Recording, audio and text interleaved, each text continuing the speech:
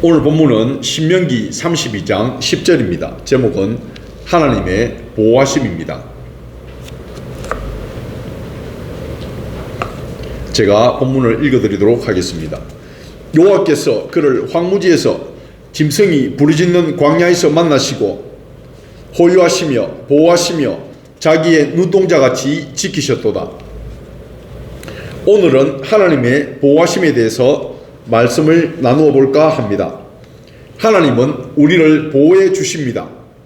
본문에서 나와 있는 말씀처럼 황무지에서 광야에서 우리 눈동자를 보호하듯 그렇게 중요하게 신속하게 우리를 보호해 주시는 것입니다.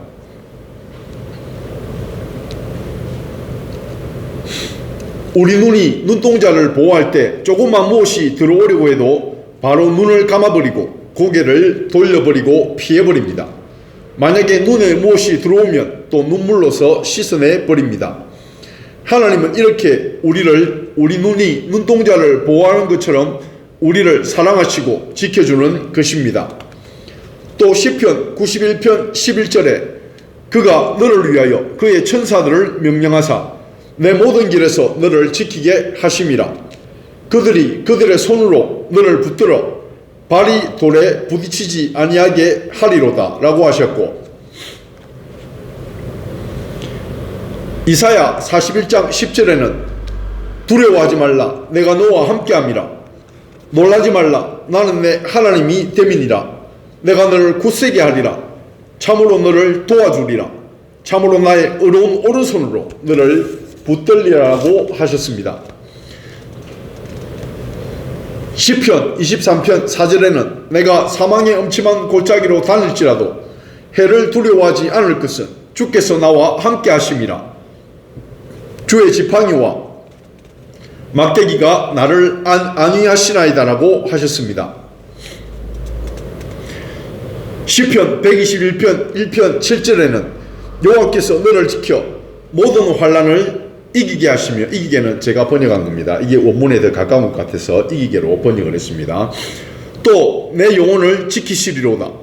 여호와께서 너희 출입을 지금부터 영혼까지 지키시리로다 라고 하셨습니다. 이렇게 하나님은 우리를 어마어마하게 사랑하셔서 지켜주시고 보호해 주시는 하나님이십니다. 우리는 이렇게 하나님이 지켜주시는 것을 믿어야 할 것입니다. 잘 믿어지지 않더라도 앞에서 말씀드린 말씀 중 한 구절만 반복해서 계속 암송하시면 믿어지게 됩니다. 그런 마음의 평안을 얻게 되는 것입니다. 암송하면 믿어지는 게 믿음은 들음에서 나고 암송하면서 자기가 계속 반복해서 듣기 때문입니다. 이렇게 믿음이 생기는 것입니다. 믿음은 바라는 것들의 실상입니다. 하나님이 우리를 보호하실 때 방법이 있으신데 시편 23편의 말씀처럼 주의 지팡이와 막대기가 나를 안위하시나이다입니다.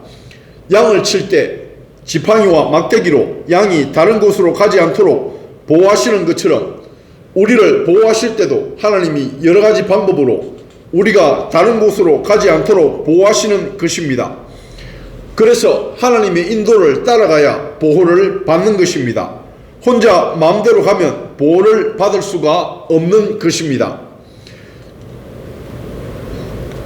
여호수아 1장 9절에 네가 어디로 가든지 네 하나님 여호와가 너와 함께 하느니라 하시니라고 하셨는데, 이 말씀은 하나님이 우리와 함께 하셔서 항상 지팡이와 막대기로 인도하신다는 뜻입니다. 그래서 인도하심을 따라가야 보호를 받을 수가 있다는 뜻입니다. 내 마음대로 다녀도 내가 하고 싶은 대로 해도 된다는 뜻이 아닙니다. 말씀대로 살지 않고 내 마음대로 행하거나 또는 죄에 걸려 넘어지면 보호에서 벗어나게 됩니다. 이때 악한 영이 공격에 오는데 악한 영이 우리를 죽이고 도적질하고 멸망시키려고 우리를 공격합니다. 양이 목자를 떠나 양무리를 벗어나면 사자나 늑대의 밥이 되는 것과 마찬가지입니다. 요한복음 10장 10절에 도둑이 오는 것은 도둑질하고 죽이고 멸망시키려는 것뿐이요 내가 온 것은 양으로 생명을 얻게 하고 더 풍성히 얻게 하려는 것이라고 하셨습니다. 여기서 도둑은 악한 영, 마귀, 귀신, 사탄을 가리키는 것입니다. 그러나 목자이신 예수님을 따라가면 지팡이와 막대기에 인도함을 잘 받으면 생명을 얻고 더 풍성히 얻게 되는 것입니다. 이렇게 하나님의 인도를 벗어나면 하나님은 악한 영이 공격하는 것을 허락하셔서 우리가 고난을 당하게 하시고 그것을 징계 삼아 우리가 회개하고 돌아오면 양무리로 다시 돌아오면 다시 하나님의 보호를 받고 생명을 얻고 더 풍성히 얻는 것입니다. 누가복음 15장 11절에 돌아온 탕자의 이야기에서처럼 탕자가 아버지와 함께 있을 때는 평안히 풍족하게 잘 지냈는데 재산을 달라고 해서 나가서 허랑방탕하게 살았을 때에는 돼지들이 먹는 쥐염 열매를 먹으며 고난을 당하는 것입니다. 그러나 회개하고 돌아왔을 때에는 다시 아들로서 평안과 부를 누리며 살게 되는 것입니다. 목자의 지팡이와 막대기의 인도를 받으면 보호를 받고 마음대로 양무리를 떠나면 보호를 받지 못하는 것입니다. 사무엘하 7장 14절에 나는 그에게 아버지가 되고 그는 내게 아들이 되리니 그가 만일 죄를 범하면 내가 사람의 매와 인생의 채찍으로 징계하려니와 라고 하셨습니다. 죄를 범해서 보호를 벗어나면 하나님이 악한 영으로부터 우리가 공격받는 것을 허락하셔서 악한 영이 사람을 통해서 공격하고 또 경제적인 것으로나 질병, 어려운 환경에 처하는 것으로 공격을 받도록 인생의 채찍을 허락하셔서 하나님이 이것을 우리에게 징계하시는 것으로 삼으신다는 것입니다. 그러니 하나님의 보호를 받으려면 반드시 지팡이와 막대기의 인도를 받아야 하고 즉 하나님의 말씀 안에서 살아야 하고 늘 깨어서 하나님의 인도를 잘 받아야 한다는 것입니다.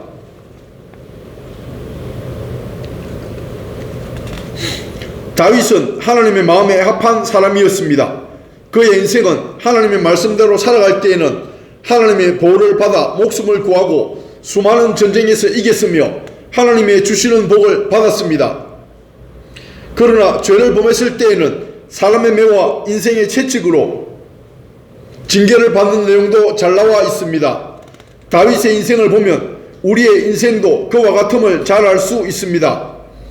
시편 91편 9절에 네가 말하기를 여호와는 나의 피난처시라 하고 지존자를 너의 거처로 삼았으므로 화가 네게 미치지 못하며 재앙이 네 장막에 가까이 오지 못하리니 여호와를 피난처로 삼고 지존자를 거처로 삼는다는 말씀의 뜻은 말씀 안에 거한다는 뜻입니다. 즉 지팡이와 막대기의 인도함을 받는다는 뜻이고 하나님의 인도하심을 따라 사는 삶을 나타냅니다. 이럴 때 화가 네게 미치지 못하며 재앙이 네 장막에 가까이 오지 못하는 것입니다.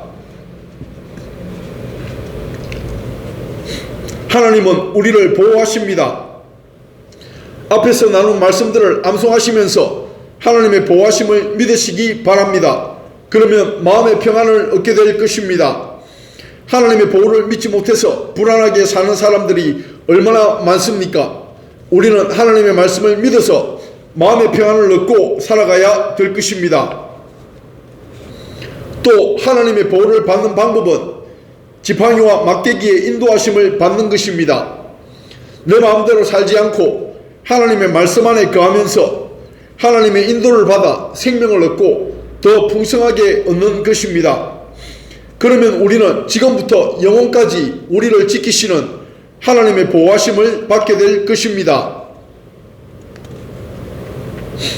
시편 91편 4절에 그가 너를 그의 깃으로 덮으시리니 네가 그의 날개 아래에 피하리로다. 그의 진실함은 방패와 손방패가 되시나니 라고 말씀하십니다. 하나님이 우리를 보호하시는 것은 우리가 스스로를 세뇌시키는 것이 아니라 사실이고 불변하는 진리인 것입니다. 그래서 그의 진실함은 방패와 손방패가 된다. 즉 그의 진실함, 불변하는 사실이며 진리인 이 하나님의 보호하심이 우리를 보호하는 방패가 된다고 하시는 것입니다. 하나님은 우리를 보호하십니다.